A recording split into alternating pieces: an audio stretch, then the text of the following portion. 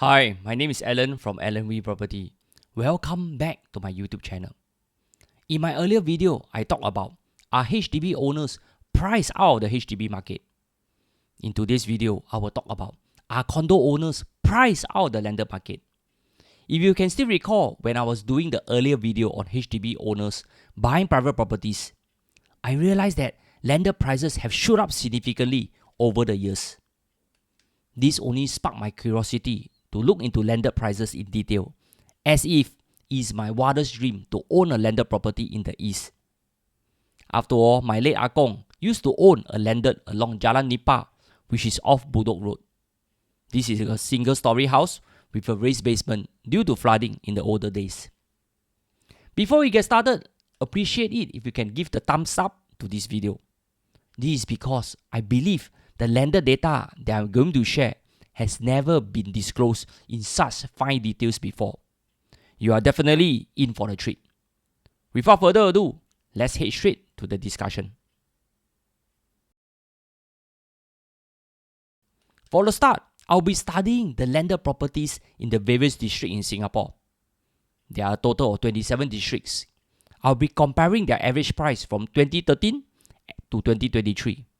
I'll be using the average resale price of landed properties, taking into consideration all different tenures and sizes. Here, do you want to make a guess which district is the best performer and which performed the worst? Well, let me rank them from the poorest performer first. It's none other than D4 that comprise Telok Blangah to Sentosa. The prices have remained stagnant over the past decade at 0% appreciation. Next on the list, we have D25, which is in Woodland. D17 consists of Loyang. D16 in Kew Drive. D22 Jurong, and D23 Hillview. And lastly, D11, which comprise Thomson and Novena. They all fare between 20% to 29%. Next, D26 consists of Springleaf. D10, which is Bukit Timah to Holland. D27 Sembawang. D19 in Serangoon. D5 in West Coast. D13 Macpherson, and D20 Braddell all achieve a respectable 31 to 40% return. Those that outperform are none other than D18, which comprise Pasir Ris to D15 in East Coast and D14 in Geylang. They are surprisingly all in the East. Their return range from 49% to 52%. Here, the champion of the champion are D9, which comprise Orchard Road to River Valley, and D21, which comprise Upper Bukit Timah to Ulu Pandan. They all fare a stunning 62% return in just 10 years. Take note, some districts come with very limited landed transactions. Therefore, I will omit them from the comparison. Next in our discussion, I will compare landed price performance against condo prices from 2013 to 2023. These are 10 years apart. For landed, the average selling price was 1253 PSF back in 2013. The selling price increased to 1916 PSF in 2023. This means the prices has increased by an impressive 53%. Let's take a look at the resale condominiums. The average selling price was 1247 PSF way back in 2013. The selling price is 1559 PSF in 2023. This means that prices has increased by 25%. This also means that condo owners are always playing catching up to landed property prices. On the other hand, HDB prices have increased by 19% over the same period. This means that HDB owners will be even more challenging for them to upgrade to a landed property in the foreseeable future. Here, I will also compare their performance for a good 20 years from 2003 to 2023. This will give us a better overview of the price movement.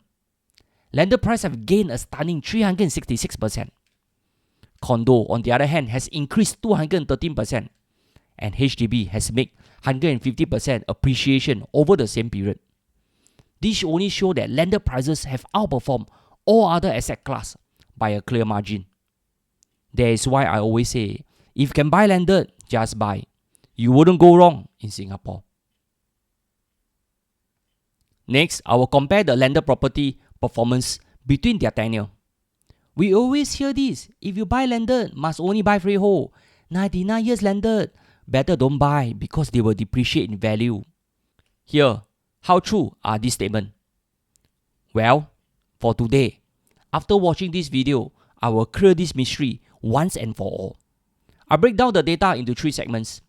For all landed properties with all tenures, prices have appreciated by 53% since 2013. For freehold and 999 years landed properties, prices have increased by 57%. Whereas for 99 years landed, prices have increased by a modest 14%. It never depreciates in value, but the increase is obviously less than a freehold or 999 years landed property. Here, what if I compare them way back to 2003? The general price movement for all landed, regardless of their tenure, is 366%. The freehold and 999 years landed gained 394%, or close to 4 times its initial value. This means if your parents bought a 1 million landed property, today it will be worth a cool $4 million. What if they have bought a 99 years landed? The price will have doubled today. Not too bad, but freehold landed is a clear winner here if you want stable capital appreciation in the long term. Lastly, for our discussion, I'm always curious regarding GCB prices. They have lately been in the limelight, achieving record prices after record prices. I just wonder if their prices have really surpassed most landed owners. Maybe I need to do another video. Are landed owners priced out the GCB market? A quick look into the table. Landed prices have appreciated 55% from 2013 to 2023. Whereas all landed except GCB has appreciated by 53% during the same period. They have almost identical results. However, if I compare them from 2003 or the 20 years horizon, the return is quite staggering. GCB has started from a low base of 387 PSF to 2,263 PSF today, or a 485% return over 20 years. If I break it down, this means GCB prices have gained a whopping 24% annualized return. This is even better than GIC average annual return of 4.6% over the past 20 years. For a typical landed, prices have also increased by a staggering 355% return. The data has clearly shown that landed properties has outperformed condos in the past 2 decades. The gap between the two segments has grown wider over the years. This means condo owners will have to play catch up with an ever-increasing landed property prices. So back to the question, are condo owners priced out of the landed market? Landed prices have indeed appreciated a lot, but I still think condo owners who are doing well can still upgrade to a decent sized landed. For those that are doing only so-so, landed properties may be out of your reach. Back to GCB. GCB prices have leapfrogged by 485% against all landed at 366%. I'm afraid most landed owners are already priced out of the GCB market. That's all. Hope you have enjoyed this video. If you have any housing plans to sell or rent out your property, you can always reach out to me. That's all. Thank you.